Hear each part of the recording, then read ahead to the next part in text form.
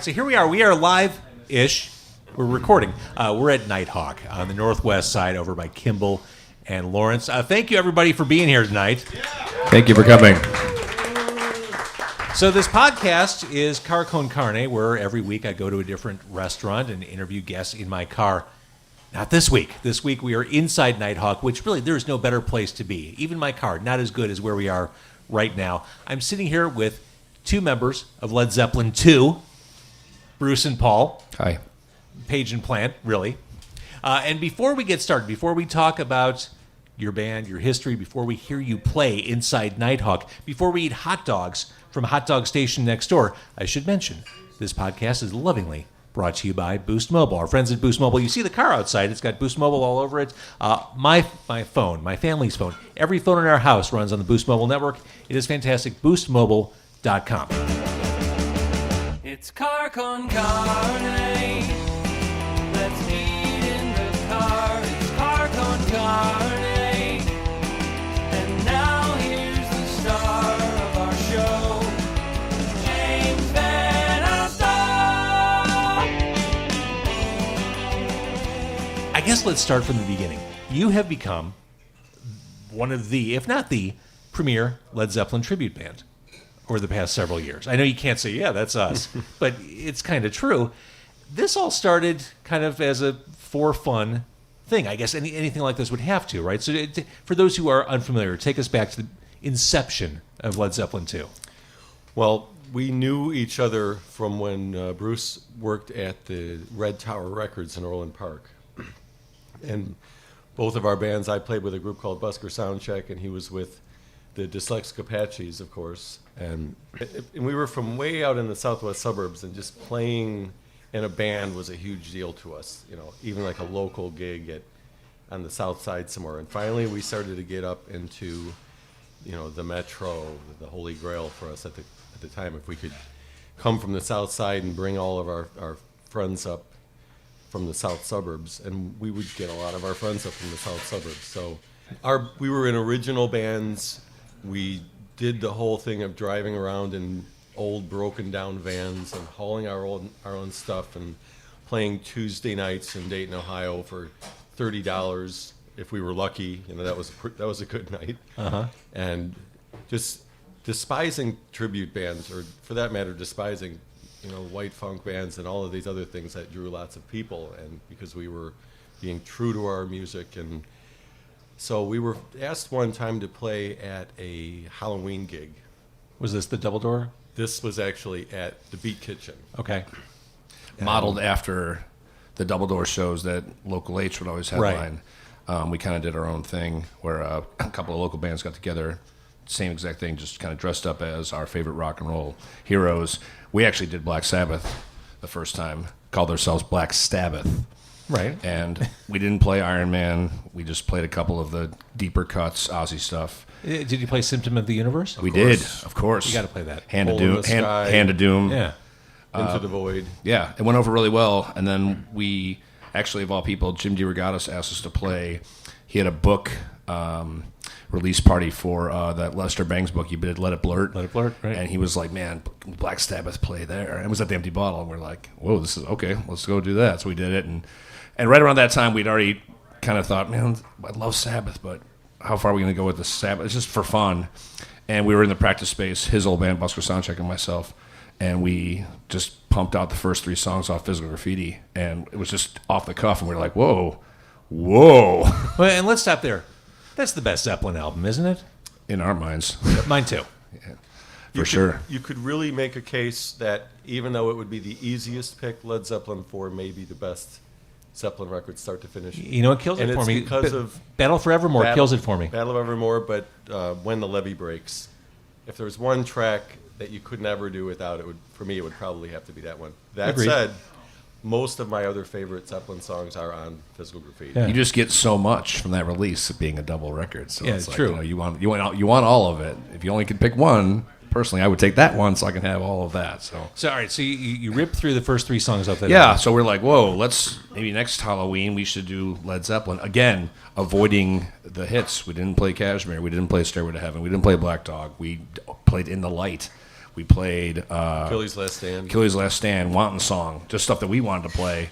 But the show, same thing, it was a Halloween show at B Kitchen. It was like it was completely sold out. They said it was one of the most packed shows they ever had at B Kitchen. We didn't even have a name. We just like went up there as ourselves. Like, well, we're us guys doing Led Zeppelin, and well, this is kind of fun. So for the next couple of years, we kept doing the Halloween thing, and it was fun, but it was a lot of work to play one show. Yeah. So I kind of turned to him. I was like, hey, why don't we ask Ray from Martyrs if we can play there a couple times a year? And we did, and he said yes. So we started to play there, and then as the years went on, So we got away from just a Halloween band. it was not just Halloween band. Now it was 3-4 times a year.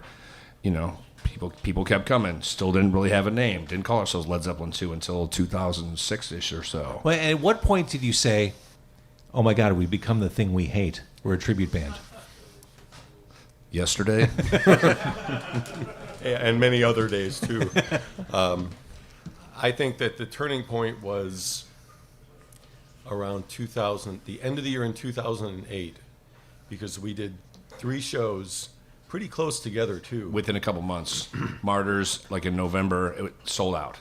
So I worked for Bruce Finkelman and the Empty Bottle. I have for 14 years. So he started giving me a hard time, why is Led Zeppelin 2 now playing the Bottle? And I'm like, I don't know. So he just kind of threw a show at us with a 3-week notice. We went in there and sold out, boom, and it was crazy packed. So we kind of pitched that to our friends at House of Blues, and they took it, and we sold that out as well too. So it was boom, boom, boom. All of a You sudden, just did 2 nights at House of Blues 2 months ago. yeah, that's our 10th anniversary. We've been 10 playing years in a row. It's extraordinary. Yeah, it's been amazing. But that was the start of it. Was about around that time, 2008, 2009, and after that, got an agent, and kind of started to spread out throughout the U.S. and. We did one stretch where we had 2 nights at House of Blues, because the first time that we did it went so well. And then we went out to play the Paradise in Boston. And again, it was either sold out or pretty darn close. Yeah. And then we did the Fillmore in New York City. And we thought, how did this happen? And then the following weekend we went down and we did the Dallas House of Blues and the Houston House of Blues, and both of them were just big venues and bigger than the Chicago House of Blues by quite a bit, and they were full. And then we thought, well, maybe there's something to go with here. Well, and the thing is, Zeppelin fans, and rock fans in general, they know a fraud when they see or hear it. So you were doing something right. Well, we were a fraud. We knew we were a fraud. We could see it and hear it too. You guys can play, you can hit the notes. I mean, and if you couldn't, you wouldn't be still doing this. It's still fun. I mean, it's fun for us. I mean, honestly, and as it builds, there's always some sort of growing pains as this thing kind of keeps moving on. But yeah, it's still a good time. I mean, you get to play Led Zeppelin music. Come on. I mean, I'm not thrilled about the wig, but it's not the end. It's not the end of the world. All right, let's talk real quick about the more maligned Zeppelin albums. In Through the Outdoor, Presence. Pick one. Presence. Because of Achilles? Yes. And the whole Presence record's pretty darn good. You might have to think twice about T for One. That's kind of a rule of ours, because it starts off okay, and then it kind of busts into Since I've Been Loving You Part 2. It's really good, complicated rock and roll with very good drumming. So Presence is a great record. Now, Into the Outdoor, we don't do a lot of songs off that record. There's a couple of stinkers on there for sure. But we played Hot Dog. We've played Southbound. We've been doing In the Evening lately, and that's actually, I think it goes over. Yeah, that's huge. solid. Yeah. Yeah. We haven't ever quite gotten around to Carousel Ambra, but if we did, we would have to edit it because there's some stretches in this like 10 really minutes long. drag out. Yeah. All right, so what I want to do, here's the plan. We're going to get hot dogs from next door. Okay. But this is a situation where you need to sing for your supper. Okay. So what we're going to do, we're going to hit pause, and when we come back, we're going to Facebook Live this. So you're going to perform on Facebook Live right here from Nighthawk. What are you going to play? We're going to do Nobody's Fault But Mine, but we're going to do it in the style of Blind Willie Johnson. So this is like public domain, so I could put this on the podcast. Right. That's amazing. Exactly. This would be a traditional blues, and Blind Willie Johnson can't take claim to writing it either. It was probably some song in a, in a Southern Baptist church, because it's a gospel song. The way Zeppelin did it, it wasn't, but Right. That's what was its roots. As is In My Time of Dying and some of the other slide Delta blues stuff that the Zeppelin did. Oh, I can't wait. You guys want to hear him play? Yeah. All right, Led Zeppelin 2. Check, check, check. I think I'm better off without the finger picks. Okay. There'll be a mic. No, no, no.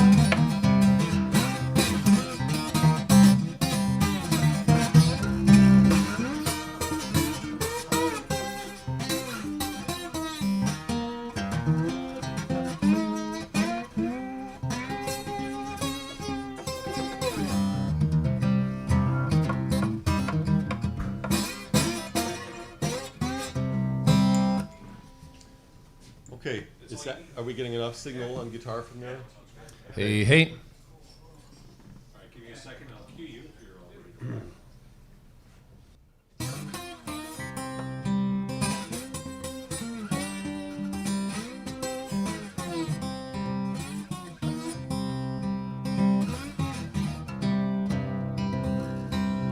Nobody's fault but mine. Nobody's fault but mine. I need my sound tonight. Nobody's fault but mine. Got a Bible I'm on. Got a Bible I'm on. I need my sound tonight. Nobody's fault but mine. Bible it taught me how to read. Bible taught me how to read. I need my sound tonight. Nobody's found but mine.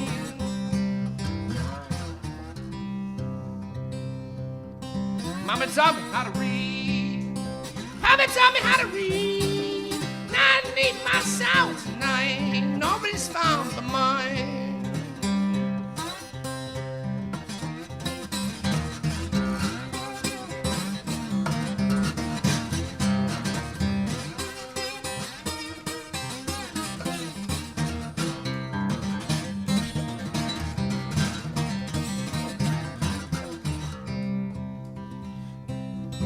Papa taught me how to read.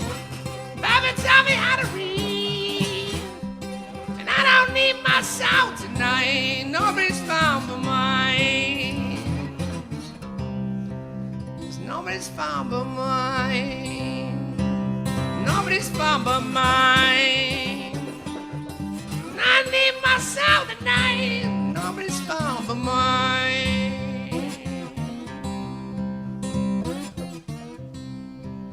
Nobody's found but mine. Nobody's found but mine. Nobody's found but mine. Nobody's found but mine. No, no.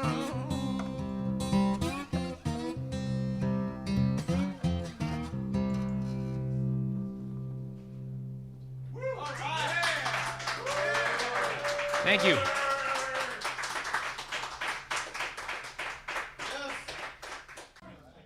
All right, so the performance was great, guys.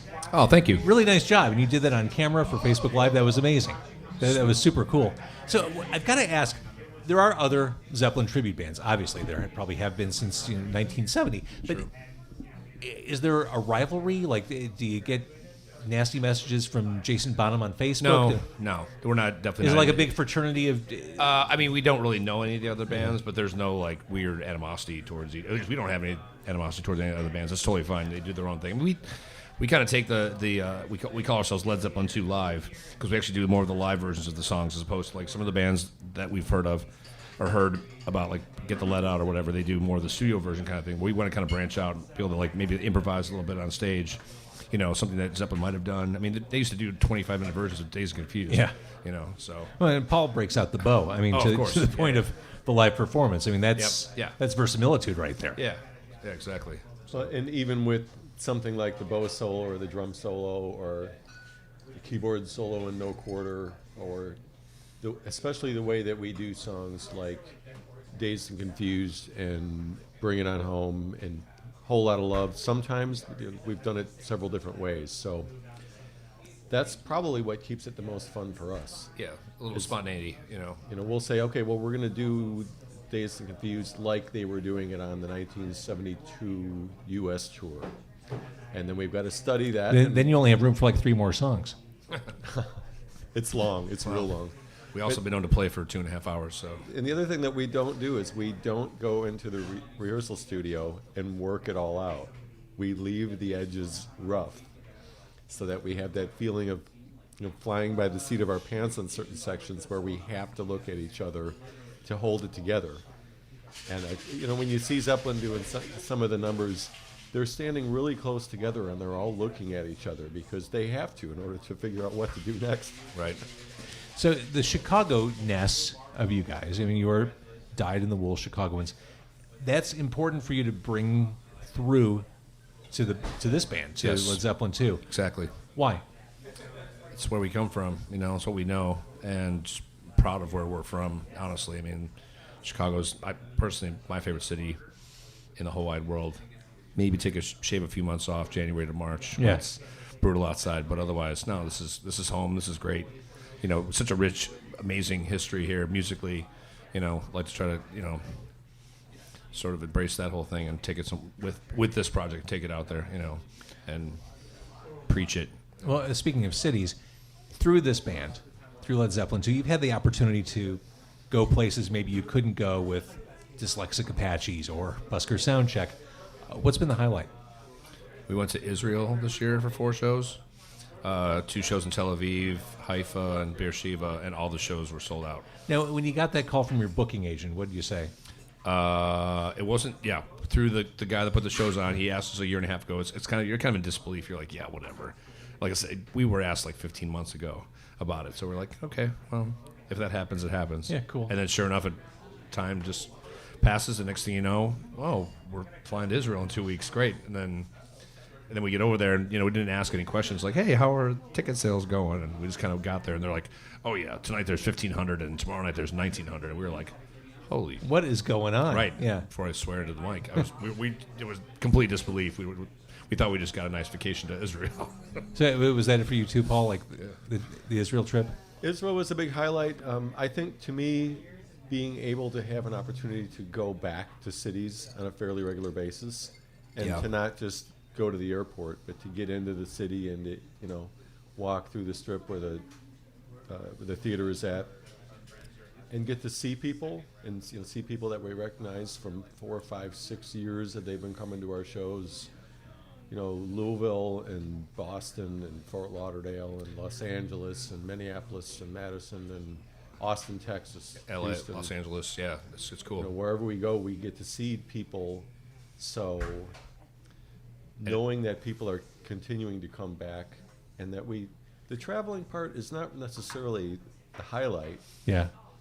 But the once- actual traveling part, but being able to And once just you get touch there, it's base. cool. Yeah, Yeah, totally. Being able to touch base with these cities, all over the United States and Canada and other parts of the world it's cool. It's good. And then we get to play music, and for the 2 hours that you play, anybody would do that. The traveling is the part that you have to work into your life. As we speak, Thank you, sir. Your next cocktail has been hand delivered, handcrafted. Thank you. Yeah, what is it? What's that on top? It's like That's sage leaf. Sage. Amazing. Burnt sage. Howard, the proprietor of Nighthawk, is here. This place is awesome, right? I mean, yeah, this is killer. Great. and it's so if you live anywhere in the Northwest Side, it's right there by that Kimball Brown Line stop. So, It feels very Northwest Side for sure. Yeah, love it. well, and if you have a long day at work, you call the wife or girlfriend and say, "Yeah, I'm just going to make one quick stop on the way home from the train. I'll be home in a half hour." And here it is. It's right here by the train. It's perfect. Exactly. Make a cocktail stop. The question of Zeppelin performing again comes up all the time, and it's repeatedly denied. Robert Plant isn't interested. Would you like to see them have one more go at it in some way, shape, or form? Not really. Honestly, I probably wouldn't. I don't think that they could really excel. Number one, they don't have John Bonham in the band. Right. And Jason's a fine drummer, but he doesn't have the same kind of like soul to the beats and the same groove. John Paul Jones is a spectacular musician, seems to be an excellent help, seems like he could be doing anything. I like that Robert Plant is just doing his own thing. He's having fun. He's playing a lot. He's working hard. He's got these younger groups of musicians that he plays with. He gets to play with Alison Krauss, and the two of them really seem to like each other. Yeah. She's won more Grammys than all the rock bands combined when it comes down to it. And I think Jimmy probably really enjoys doing the stuff that he's doing. Just keeps remastering the records, and I'd love to hear him do a solo record, but I'm not sure if it would be in it to do a New Zeppelin record. All right, let's hear it for Hot Dog Station for providing the carne, this week's Carcone Carne. So let's bust open some food. Okay. You've earned it. You played a couple songs here. You've been hanging out all night. Howard is going to walk over the food. Now, you guys, they have an extensive menu over there. They've got Italian beef is their thing. They've got hot dogs and Polish and burgers. You both were dead set on what you were going to have. Yes. And you got? Chicago-style dog. Of course. You didn't go, you weren't adventurous. You Nope. didn't. That was it. We can be adventurous, but when it comes to hot dogs, come on. I think when you start out with a new hot dog place, you want to start with the basic. Right. Make sure that's... It's true. Now, I got the mushroom Swiss burger. Well, I like that. I like Yeah. the mushroom Swiss burger. Sounds good. All right, so we're gonna try this. What's that? Oh yeah, I should move closer to these guys. There is nothing sexier than watching grown men eat in front of you, right? Am? That's good. The onion rings are great. All right, so thumbs up on the Chicago dogs. Definitely. All right, they passed the test. They passed the audition. All right, so for people who want to see you out, where are you going to be in Chicago? Or when? Our next Chicago gig is not till the summertime. We're playing out in Rosemont. Outdoor. In that MB Financial Park area? Yes, Oh, that's exactly. cool. June. June. We'll Yes. see you in June. June. Saturday. In June. 2018. A Saturday in that area in summer, Yes. there'll be 10,000 people there. Hope so. Yeah. Might be an exaggeration, but that place is always packed. And if you want to go to see you guys in June, leave now because River Road gets really backed up. So if you want to beat the traffic, just Right. hit the road right now. Start now, March 12th. And on the socials, you are Led Zeppelin 2. Led Zeppelin 2, yes. Excellent. Guys, thanks for doing this. Thank you for having us.